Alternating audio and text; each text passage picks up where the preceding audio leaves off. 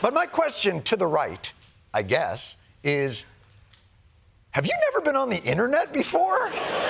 Because that's all it is. It's just people giving each other shit all the time. I mean, my God, you're all so thin-skinned. Look, Jerry Seinfeld took more shit over the past 2 weeks promoting a Pop-Tart movie than Harrison Butker did for his entire speech. And I ask you people, what is the deal with that? No, I'm not doing an impression. I legitimately would like to know why he's taking so much shit about everything from everybody. And who are these people? It's so hard not to do the voice. And who are these people? All right. No, it's that. No, it's. The Jerry Seinfeld impression is the first thing a Jew learns in kindergarten. It's not. Of course, nothing about the right-wing reaction is surprising, because the idea that there is an all-pervasive, all-powerful threat to free speech called cancel culture has become a central tenet of modern conservatism. They celebrate their being silenced at conferences. They celebrate their being silenced on podcasts and streaming outlets.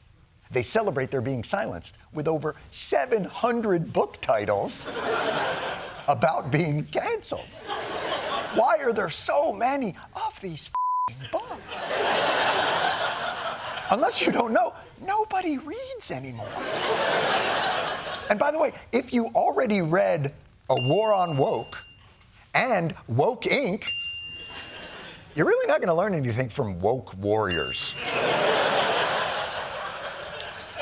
Conservatives have an entire industry devoted to complaining about not being allowed to say the things they say all the time. Their victimhood is the entire brand.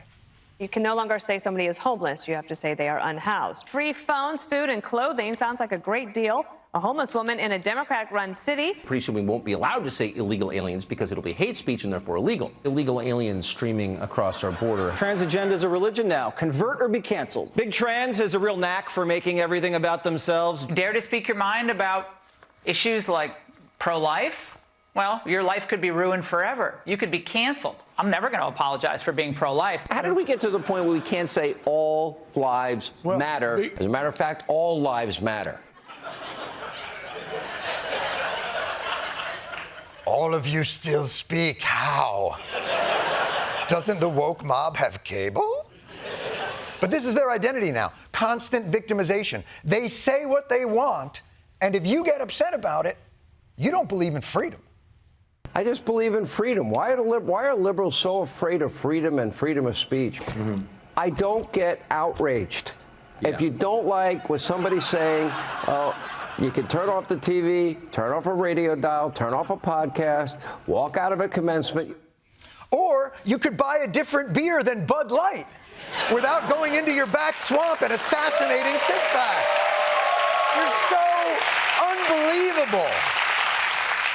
They're so full of shit that Sean Hannity can say with a square head, I'm not the kind of guy who gets outraged. Sean Hannity. He's basically just a meat bag support system for a forehead vein. Tonight, every American has a right to be angry and ticked off. We have a story that will make your blood boil. Now the left is hell-bent on banning Dr. Seuss. Pepe Le Pew, Dumbo, Peter Pan are on the chopping block. Sanctimonious, self-righteous, frankly overpaid, lazy, agenda-driven liars. What a pompous jackass. Do you even know what my job is? What part of this can't you get through your thick head? My message tonight to these snowflakes is very simple. You people disgust me. But every snowflake is different. We can't all disgust you.